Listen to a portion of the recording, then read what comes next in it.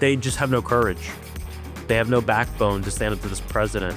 And that's why they haven't in the last year. It is really a question of courage and whether or not they say, I don't care what this president does. I don't care if I put my own reelection at risk. I'm going to stand up for this country because right now we have a dictator and a regime that is seeking to completely destroy democracy to enrich billionaires and enrich people like him. That's what all this stems to, by the way. It's not just the vanity project of Trump. This leads directly to profiteering, making money and making money for his friends.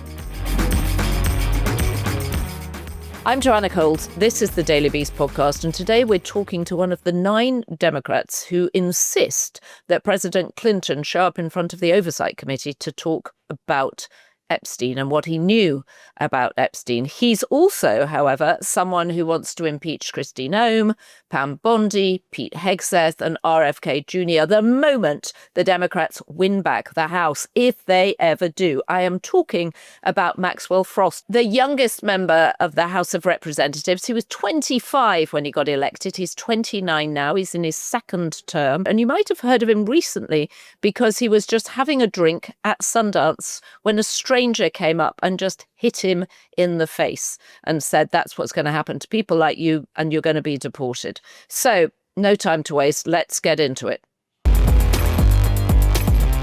So, Congressman Frost, just tell us about the attack that happened on you in Sundance. Are you fully recovered? What happened? Yeah, I'm okay. And you know, actually at the time of the assault, I wasn't bruised or bleeding or anything like that. I mean, it was painful, but I didn't bruise or anything. Essentially what happened is I was at a private event that a friend had invited me to at a bar.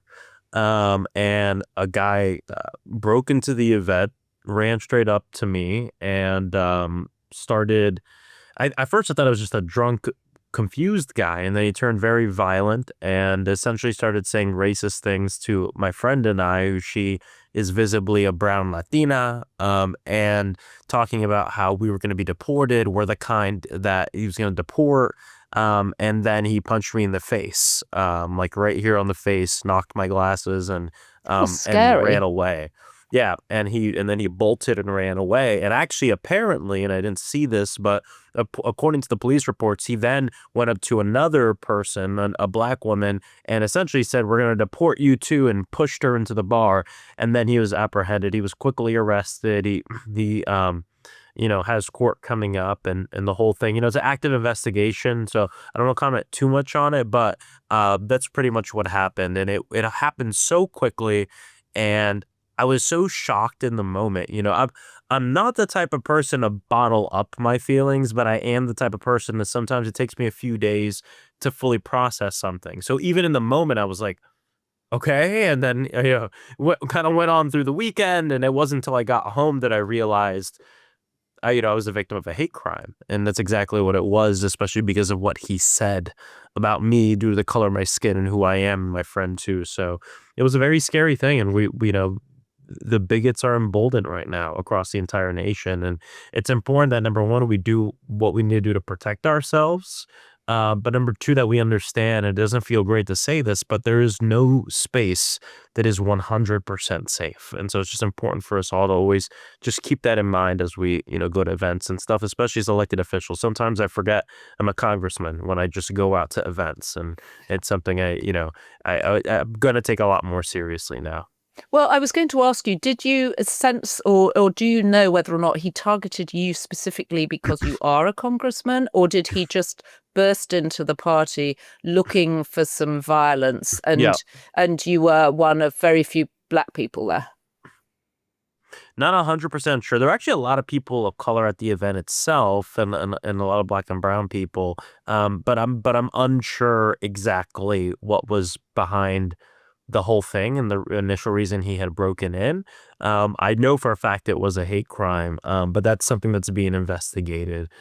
He did come up to me and start talking about political things and deportation, etc. So.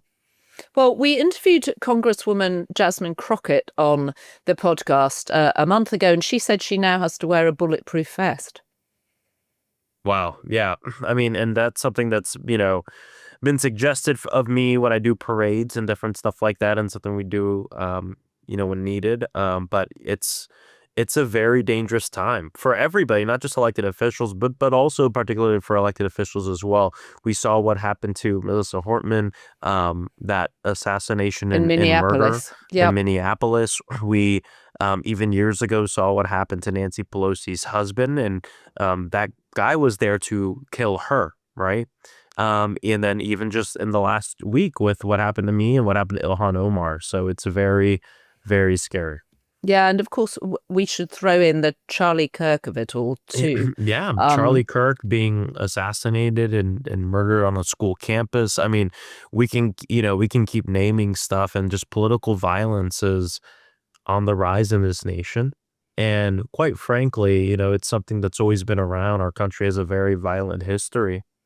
And I think we've gone a few decades here where maybe a bit of it was more tampered down than it used to be. But there's been periods of this country where just political violence has been normal. We oftentimes like to otherize other countries and think we're the exception on everything, but there is political violence in the United States, and it's up to us to root it out and make sure that we heavily condemn it and do what we can to keep each other safe. well, and there's also violence that appears to be coming from the state in the form of ICE. We've seen Yeah. 2 people shot on the streets of Minneapolis, unarmed people, or certainly Alex Pretty was unarmed by the time he was shot, disarmed, I guess I should say. How does one I mean, I want to ask you, what's the point of Congress right now? Because it seems to be a government of one, and Congress seems almost pointless at this point. But before I do that, let me ask you, how do you think we can de-escalate the political violence? How do you think you can, as an elected official, de-escalate it? I really think the ramp up of political violence and what we've seen over the last decade is a direct result of Trump. I think Donald Trump has brought the worst out of everybody in this nation, Hmm. and is part of the reason we've seen things ramp up in the way we've seen the last decade. 100% starts, not fully, but starts, I think, a lot with Donald Trump. And I think it's important that we call that out. Um, I think we have to be careful. I think it is important that any leader ensure that their rhetoric isn't going to be misconstrued or used to um, radicalize someone to the point where they cause violence. I always tell people it only takes one. It only takes one person hearing you say something, taking that as a call to violence, and then acting on it. Period. And it's also important that I don't buy into this thing where oftentimes reporters or different people will say, well, a lot of times you're very direct about what you believe in. Do we need to tone that down? No, the answer is no. And we can't allow political violence, and the fact that there is political violence put us in a position where we won't call balls and strikes, put us in a position where we won't call out the fact that ICE executed, and I would say murdered, 2 people in the middle of the streets as they were exercising their First Amendment rights. Many would say, Maxwell, what you just said leads to political violence. I disagree. And I think there's a fine line, but I think we all know what that line is. It's the fact that we are a violent nation. We're a nation that has more guns than people in it. And so when people can easily get the means to do political violence on others, we have stuff happen like we saw happen with Charlie Kirk, like we saw happen. I mean, even people kill the president, Melissa Hortman, Nancy Pelosi's husband. I just think like we have to have both conversations, because I don't want it to seem like we don't want people to say what they actually feel, um, because because of the political violence we have. That is how you let those actors win, by the way. That's how you let these people who've decided to be violent win, is when you decide to shut up about what really matters. Are you surprised that the president keeps up his level of rhetoric, given that he's had not one but 2 assassination attempts on him, one of which a bullet grazed his ear, in as much as we understand what happened, and then another time a guy got up very close to him on a golf course with, we all saw the pictures of the rifle butt poking through the fence. In fact, he just got sentenced to life imprisonment this week. I'm not surprised, because this is the president's MO. This is what he thrives on. This is how he built his political movement, is on violent language, not language that's true to what he believes in, right? Which is what we were just talking about, but violent language that is meant to shock everybody. And that's how he rose to power, and that's how he's going to stay in power. I think that's what he believes. And so regardless of what happens or whatever the consequences are to others or himself, I think he'll continue down that path. Okay, so let's talk about what it's like. What does it feel like being in Congress right now? Obviously, you're in the minority party, but I mean, it seems completely pointless and toothless Congress at this point. The president is doing whatever he wants. He's not asking permission to Congress for anything, for Venezuela, for blowing up boats in the Caribbean, for the Trump Kennedy Center. He's literally acting almost as a rogue president at this point. Yeah, I mean, he's acting like a dictator. This is a regime that has been put into place, and all the checks and not all of them, but a lot of the checks and balances are moot right now because, and a big reason why is because the majority in Congress are Republicans, and Mike Johnson have given the power of Congress to the president. So the president's also the Speaker of the House. So you're 100% right. I want to say Congress is pointless right now because, believe it or not, 45% of all the executive orders Donald Trump has done have either been reversed, paused, or stopped due to court orders or congressional appropriation, different things like that. So he doesn't 100% doing everything he wants. And I always have to remind people that he's a liar. Right. So when he takes to the mic and says he's going to do something and we freak out about it, which we should, just remember he's a liar.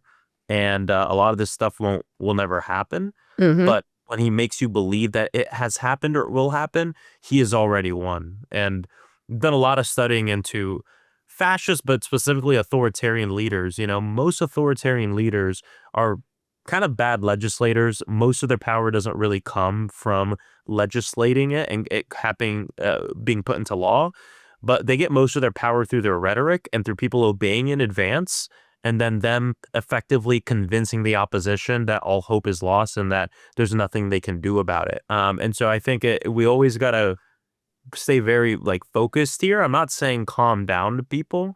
I actually say this to empower us to fight back even more, because we do have the ability to win. Look at what's going on across the country. Like I said, 45% of the stuff this guy's wanted to do has not come to fruition. And that's because the people power. Look at Minnesota. The fact that he occupied this city, the people continued to fight back and fight back, did not allow this administration to make them think there's nothing we can do. And now we've seen 700 ICE agents are being withdrawn from Minnesota. There's still a lot more work that needs to be done. I'm not saying everything is peachy and fine. 2 people were murdered and executed in the middle of the street. We've had 35 people in the last year that have died in ICE detention centers. That doesn't get spoken about enough. But I just hope people know that there is things we can do to push back. But Congress we've completely given up our power to the presidency. And this is part of the reason why, of course, the midterms are so important. But most of my work has been focused on oversight and figuring out ways outside of the system as it exists that I can do what I can do to protect my community and not be the minority, but be the opposition in this moment, which is what I think we need to be. What are you hearing? And I'm always curious about this. What are you hearing from your Republican colleagues in Congress, some of whom are just as appalled about what's going on as you are, but are either terrified of being primaried or being singled out by Donald Trump? What do they say to you behind closed doors when no one is listening? I'm not sure any of them are as appalled as I am, but let's say some that are appalled or not feeling good. They just have no courage. They have no backbone to stand up to this president, and that's why they haven't in the last year. Now, we're starting to see cracks, right? We're starting to see more and more of them not just speak out, because speaking out, okay, thank you, but doing something about it. And more of them are deciding to do something about it. But little by little, we see people stepping up. But it is really a question of courage and whether or not they say, I don't care what this president does. I don't care if I put my own reelection at risk. I'm going to stand up for this country, because right now we have a dictator and a regime that is seeking to completely destroy democracy to enrich billionaires and enrich people like him. That's what all this stems to, by the way. It's not just the vanity project of Trump, but this leads directly to profiteering, making money and making money for his friends. And I just think it's important for people to always remember that it's all connected to the money, and it's all connected to this insane greed that we have in this country. All right. Well, let's come back to the grift that's going on and the $4 billion that we think Donald Trump has made, if not indeed more than that. And goodness knows how much his friends have made and members of his family have made. Thomas Massie is one of the Congress people that I think you might be referring to when you talk about Republicans that have actually done something standing up. And obviously with Ro Khanna, he demanded the release of the Epstein files. You're on the Oversight Committee. The Epstein files has been this extraordinary dump. Nobody knows how to go through it. It's being attacked very piecemeal. Is there not a more effective way for us to understand quite what's in the Epstein files? Do you mean in terms of like going through them and kind of connecting the dots? I mean, why didn't the Oversight Committee demand that there was, a proper panel put together to go through and search for specific names, specific threads? I mean, it's as if someone has literally dumped 3 million emails and just said, okay, have at it. Well, this is part of the reason why being in the majority is so important. I mean, it's going to more than double our staff on the Oversight Committee and our ability to be able to present this and go through the information. But to be clear, like it being dropped on us like this, that's what Donald Trump ran on. Release the Epstein files. That's what the American people asked for. Release the files, right? It's what we've been told, release the files. And that's what we fought to do. And I think you'd be hard pressed to find an opposition in Congress in the history of this nation that's been able to pass as many bills via discharge petition as we've been able to do just in the last year. And obviously the Khanna-Massie bill is one of the most important ones. But we got to be clear, number one, Donald Trump broke the law and waited over a month to release the bulk of the files. By the way, we don't have all the files yet. We're still doing the math to figure out how much is left, but there's a lot that they have not released. And a lot of these redactions are not acceptable.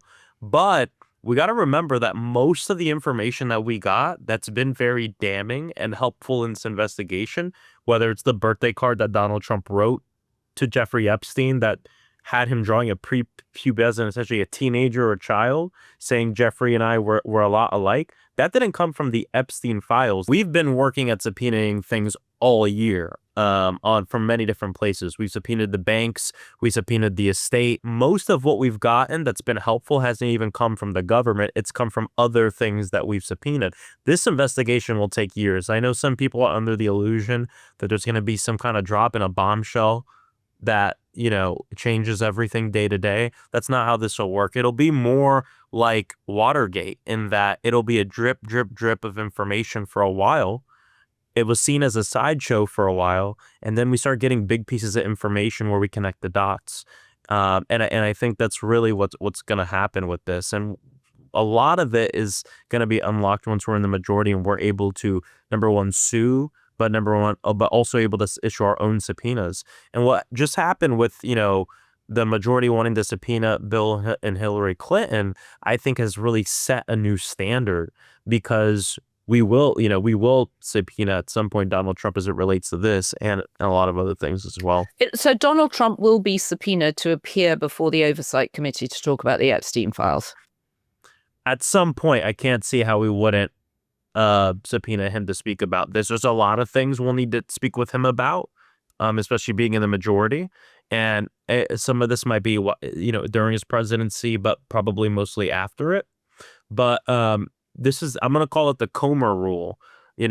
James Comer is the one that has now set this rule that we can subpoena former presidents like this, which is fine. And I believe that if Congress wants to hear from you, you need to come and speak to us no matter who you are. Right.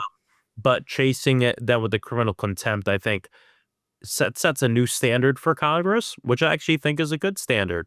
We're going to we want you to speak with us, and you're going to speak with us, and they should know we'll use the Comer rule, the Comer law, as we see fit, because we have a lot to investigate. And part of the problem that Democrats had last time around when they had power is there wasn't enough accountability done. And that was one of the issues from the Biden DOJ, President Biden's DOJ, is they did not hold President Trump accountable. That man should have never been able to run for president again after staging an insurrection on this nation. We're not going to allow that to happen again. There has to be accountability this time. We're not just going to let all this illegal stuff fly because we want to move on with the country. So if the Democrats win the House in the midterms in November, so it's, coming closer, is your goal to impeach the president?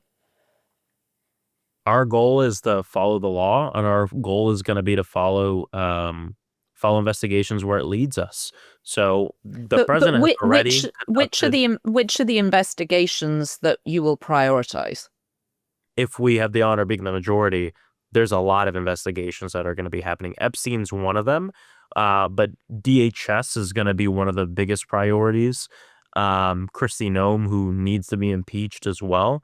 That will probably be one of the most important proceedings that we do, because people have to know impeachment isn't a thing that happens. It's a process, right? They're proceedings. And that's definitely something we'll be engaged in as well. I mean, Kristi Noem has to go.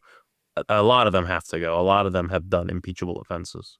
So who are the others that you think have done impeachable offenses? Pam Bondi is probably second in line to Kristi Noem. The top impeachable offense she did was keep the Epstein files away from us far after the date that Congress set, that was voted on by every single Republican except one and every single Democrat. Every day that she did not release the files after our 30-day deadline was her breaking federal law. And so for me, that alone is enough for her to be impeached. Kristi Noem, we can go down the list. But under her leadership and under her direction, 2 Americans were executed in broad daylight. Not to mention the gross violations of people's human and civil rights in terms of immigrants at the hands of ICE.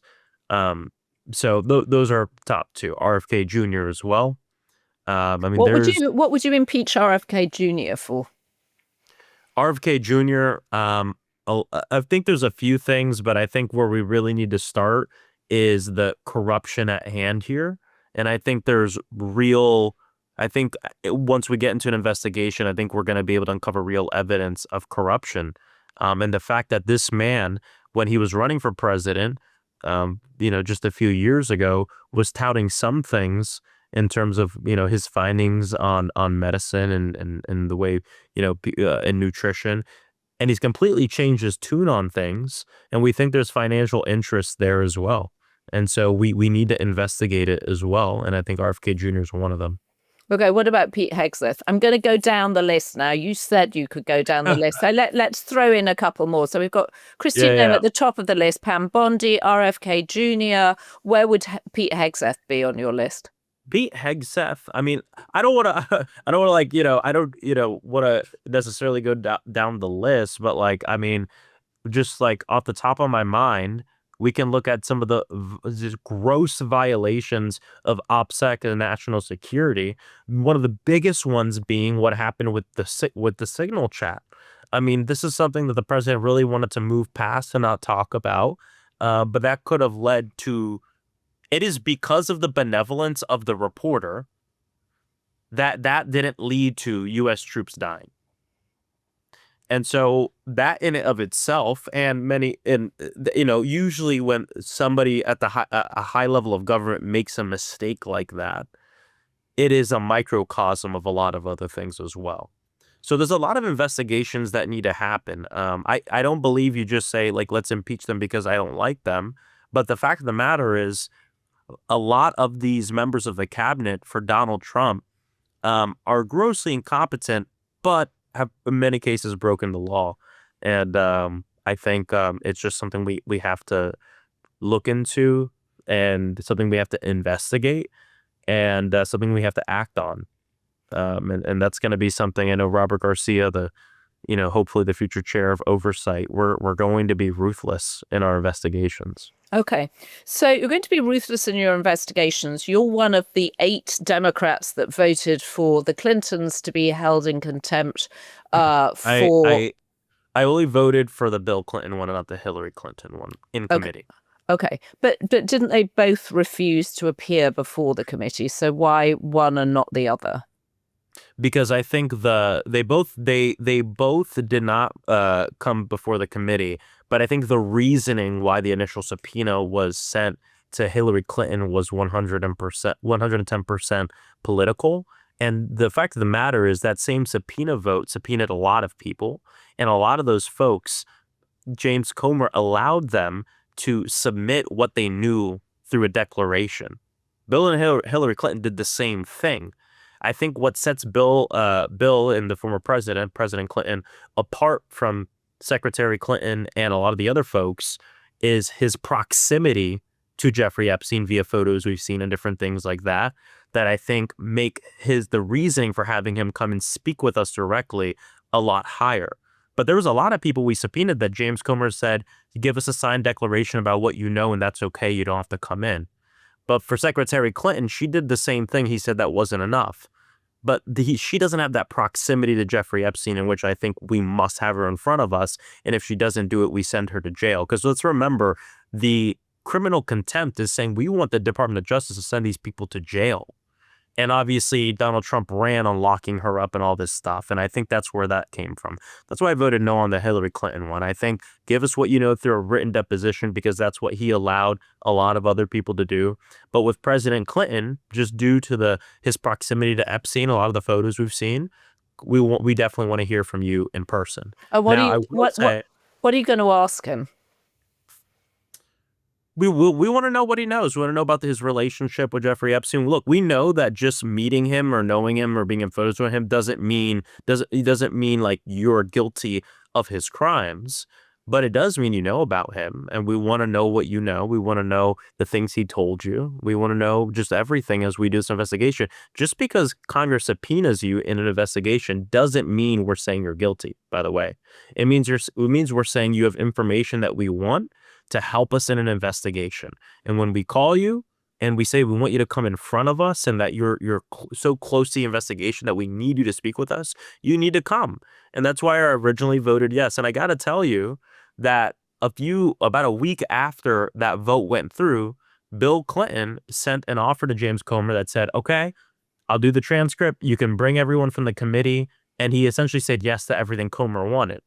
And because President Clinton said that, I was going to vote no on the floor on the criminal contempt because he has satisfied everything that we wanted. But then James Comer moved the goalposts and said, well, now I want it filmed. So, it was just like continuing to move the goalposts, which shows for him it's entirely political, which is just horrible because something that we promised the survivors when we spent hours with them in rooms listening to them, and something we promised the country is this isn't about politics.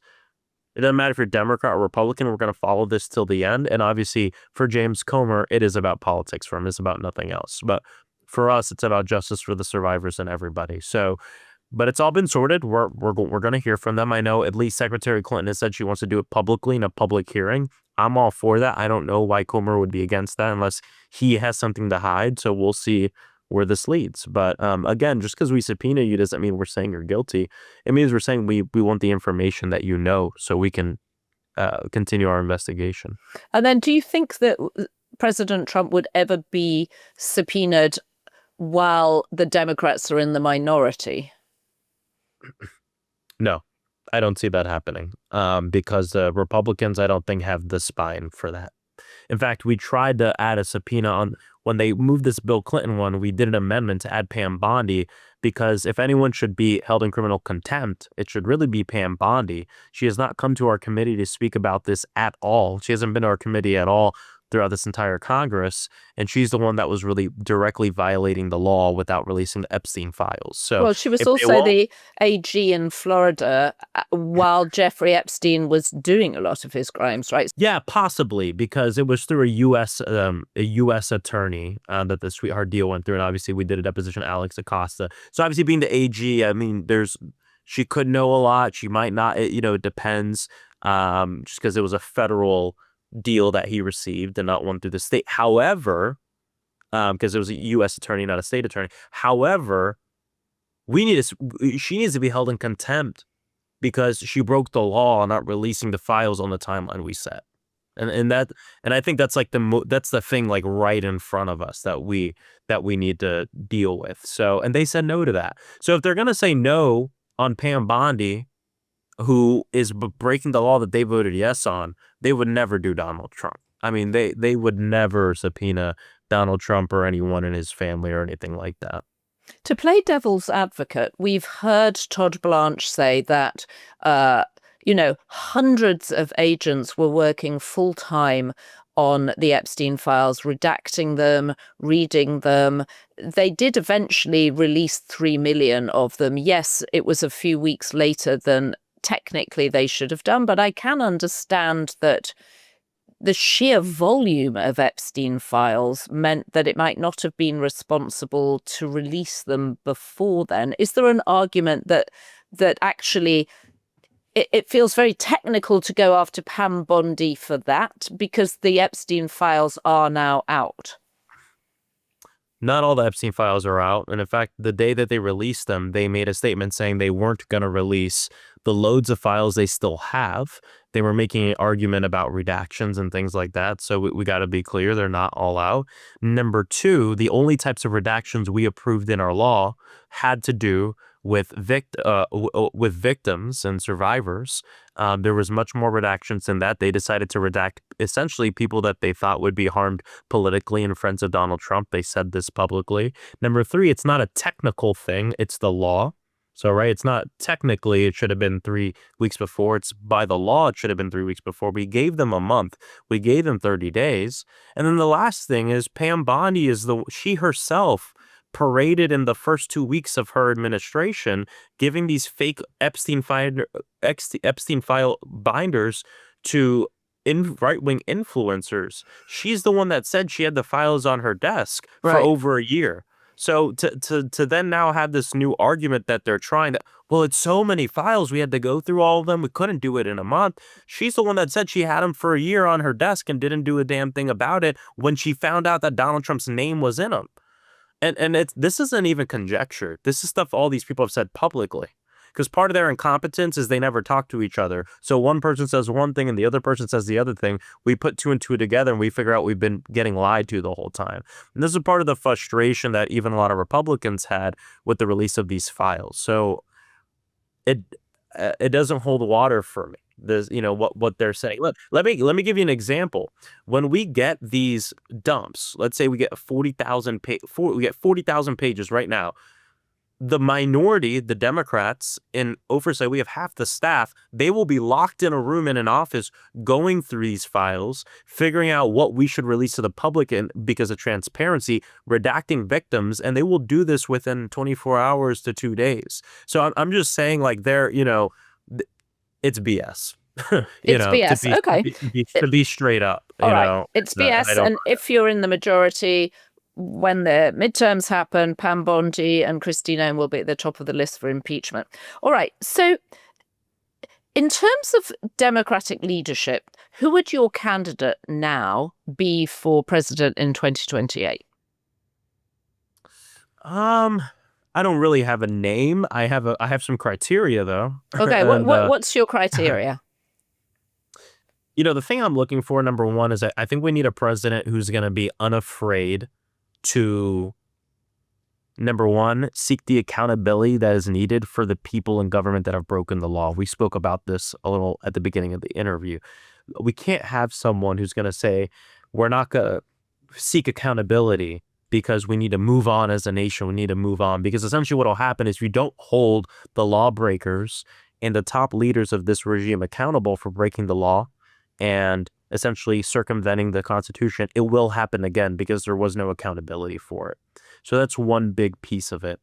The other big piece is someone who understands the wealth inequality in this country, the crisis that we're in this country, and understands that it's going to take big ideas and big solutions to get them through on an aggressive timeline to show people that government works for them. For me, moving towards a single payer system and ensuring that everybody has health care in this country is one of the most important things that we have to do, especially with the new president, given how Republicans have just completely destroyed the healthcare system that was already destroyed before. We can't have somebody who thinks that little clips around the edges are going to save this country and put us in a good position. So the question is, are you a presidential candidate that believes that we're going to rebuild it to what it was before and that's enough? And that's not meeting my criteria? Or do you believe that there's an opportunity here where we get to build it in a way that's much better than it was, in a way that actually works for working people? So who is answering that criteria right now? The people that are clearly running, who is speaking to that criteria? I have no names for you, because the How is fact that of the matter, possible? How is that possible? You must be looking at everybody and thinking, who's going to lead your party out of mean, the wilderness? I look at people and say, okay, that person gave a good speech. Okay, that person's being aggressive, and I like that. But the fact of the matter is, how is it possible? Have you seen any of these folks release the policy that they're going to run on? No, because we're in a shadow primary, which means people are more kind of showing the way they speak about an issue, the way that they frame an issue. And that's really important. I just don't want to sit here and give you names when I haven't seen what the people will be running on, which could be a lot different than what they've traditionally run on now. I guess that I'm less sanguine than you are about what people vote for and how they vote and why they vote. And I think they vote for the person, not the policies. And I think they vote for people who have energy and they think are going to stand up for them.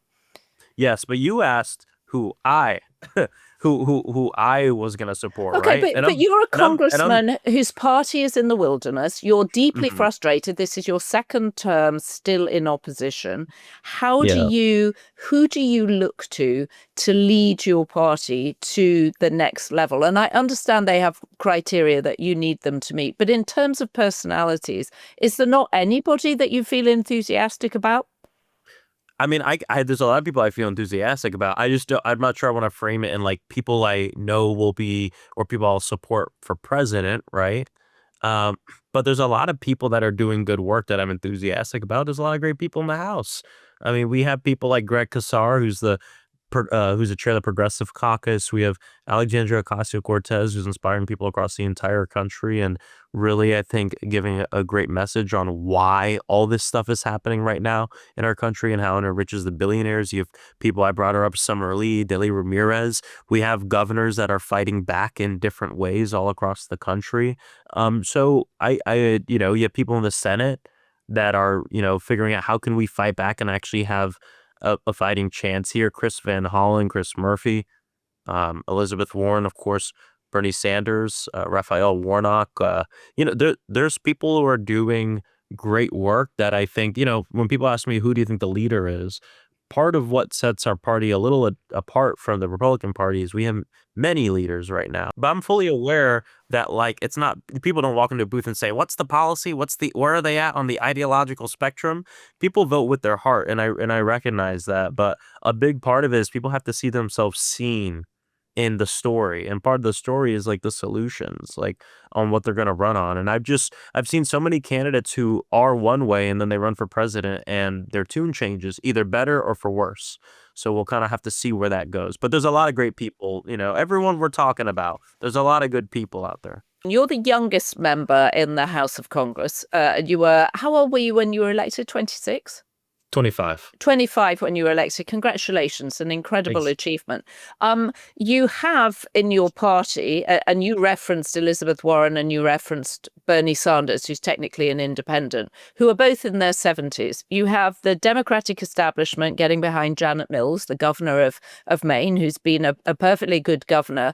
But if she were to get the Senate seat, which they're backing her for, she would be 78 when she comes into the Senate, so 84 when she left. She's saying, I'm not Joe Biden, which seems a very strange thing to say.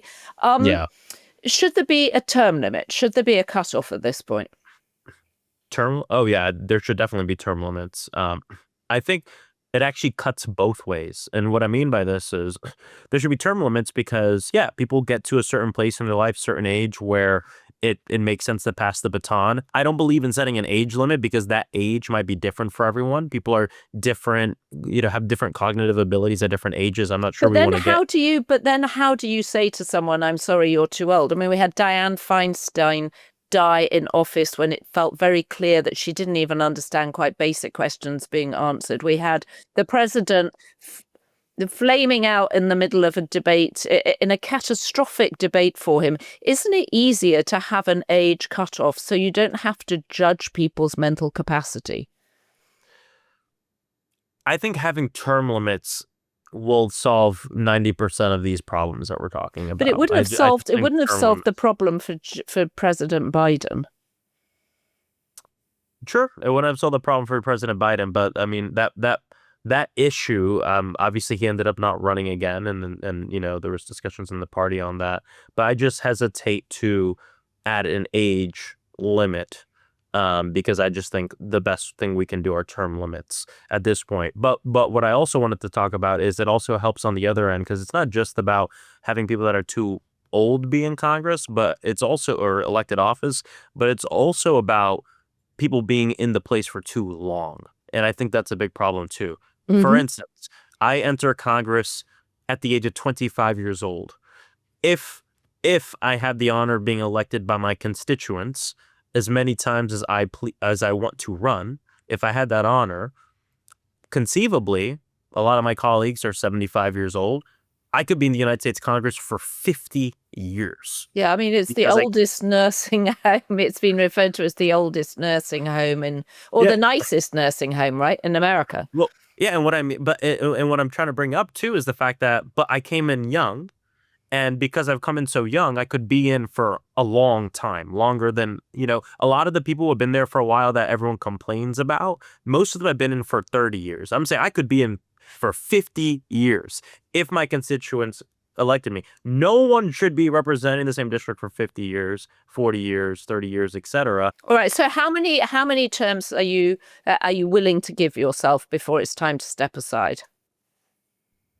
If we want to get really wonky about it, actually, what I think needs, I don't know the exact number, and I think you're a waffling congressman. You're waffling. Come on, you must have thought about this. No, I'm not waffling. I'm just telling you, straight up, I don't have the number for you, and I'm curious on, would I want to have more debates and discussions with people to figure out the number. But I actually think that we should have term limits, and I think the term length of a United States congressperson should actually be 4 years and not 2 years. I think it should be aligned with almost every other elected office, because and it should be staggered. Half of Congress is up 1 year, half of Congress is up the other year, because part of what happens is, I think, number one, because of gerrymandering, we're getting to the system where all of Congress changes every 2 years. And because we have so many gerrymandered districts, it's going to be very slim margins. And it's always going to be that way. And I just think we need to not have the whole institution up at the same time, but other years. And then I also believe, because we have all these super PACs, dark money, billionaire money, and all this, essentially what happens is you get in for a year, you focus on your job, then you have to spend the whole of the year raising money because of this horrible system that we're in. Mm-hmm. And you don't get to spend the whole time solely focus on legislating. And I feel like 4-year terms will actually yield better legislators that are more focused on their constituents versus trying to get the job back so they can finish their bills and this and that. So my proposal is make it 4-year terms like we do for mayors and other positions, but add the term limits. What should those be? I don't know. Maybe if you have 4-year terms, maybe you can only serve 4 terms, or maybe it's less than that. This is me just kind of spitballing here, but I do believe that there should be term limits. But I also think the term should be a little longer. The Senate, I mean, we could have arguments on whether the Senate should really exist, but there's reason to believe why they should have term limits, and their term should actually be 4 years instead of 6. Oh, very provocative. Very provocative. We just have such a different system than when the founders created it, that it just wasn't. It's just we live in a different time, and I just think we have to keep things up. I mean, the House should be a lot bigger too, by the way. We need to add a lot more members of the House. So either way. All right. So I was going to ask you a final question, which I asked of Jasmine Crockett and I asked of James Tallarico. How do you date when you are a congressperson? How do you have any kind of quiet private life? Well, on the quiet private life part, I'll say I think you don't get to have as much of a private life, obviously. Like, when you walk around the district, people know who you are. It's hard to go to, you go to a bar, people are gonna know who you are. Um, but I don't know, for me, I think find the things that you love and find time to do them. I mean, I don't know if you can see behind me. I have my vibraphone. I have my timbale drums and everything set up Right. in here You're a because musician in your spare I, time. yeah, I'm a musician. And that's what I studied in school, and I find time to go to jams and go to concerts and go to film festivals and things like that to be able to enjoy art, because that's really the thing I do. That's like the one thing I do to feed my soul. But the other thing is self-preservation isn't and self-care isn't just about like being on the beach with the cucumbers on your eyes, even though that's nice, but it's also about finding ways to incorporate the things you love in the work that you do. Mm-hmm. And when you do that, it gives you a lot more longevity. And so, that's part of the reason why I do a lot of legislation on music and arts and that kind of work, because I think it's important and I love it. That's why, when we do Orlando Pride, I don't just sit on a convertible and wave my hand. Like we rent a flatbed semi truck, and I wake up at 6 a.m. with my best friends that I used to be in a band with, and we build a stage on it and we play music in the parade and we make it a concert, right? And I just find ways to incorporate those things that I love in the work that I do. And that's like another way that, I'm able to do the work for a longer period of time. But it's hard to have like a quiet, kind of that quiet personal life. In many ways, you've sacrificed a lot of that, what that is for, for people. But there's still ways you can figure out how to do it. And to truth be told, I'm still figuring it out. I don't have it all together. And honestly, my first term, I didn't do a good job. I like really burnt myself out because I felt like coming in as the youngest member of Congress, I needed to defy the expectations, and Mm-hmm. in doing that I really burnt myself out and didn't really take much time. If I didn't really take much time off at all the first 2 years. I'm doing better job of taking care of myself this term, but it's still the same thing because you look around and you say, I can't take a day off. Like, we are living under fascism right now, an authoritarian regime, but also, and we know this to be true throughout so many struggles, is even in the toughest moments for our people, you do have to, preserve yourself, because if you don't, you will burn out and you won't be able to help anybody. And I just think it's important for us, for us to keep that in mind. So young and yet so wise. Congressman Frost, thank you so much for joining us. I hope we can come back to you. You're full of points of view, and also would love to talk to you more about the Epstein files, and especially when the Clintons appear. Yeah, and that'll be just in a few weeks here, and so hopefully we'll have more information. I'm just from them, but we have a lot of outstanding subpoenas, and we're supposed to receive more documents from the estate, more documents from the banks. Like I said, this will be going on for a bit because this is so deep. A lot of people don't realize how big this is, how many governments, how many people are involved in it.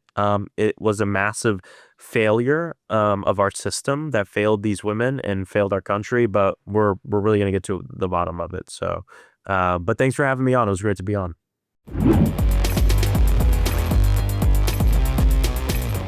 So there you have it, the youngest congressman in the House. Very diplomatic. I thought he refused to be drawn on who he thought would be a good national leader for the Democratic Party, but he seems very intent on not doing what President Obama did when he said the past is in the past, we're moving forward. He feels adamant that Kristi Noem, Pam Bondi, Pete Hegseth and RFK Jr. should be impeached the moment the House of Representatives is back in Democratic hands. Well, write and tell us what you think. Would love to know what you think of the congressman. Jot us a comment on YouTube. Don't forget to subscribe to the Daily Beast, the channel. Become a Be Beast tier member, and also feel free to sign up for the Daily Beast itself, where we keep you up to date with the latest madness that our president is subjecting us all to, Republicans and Democrats alike.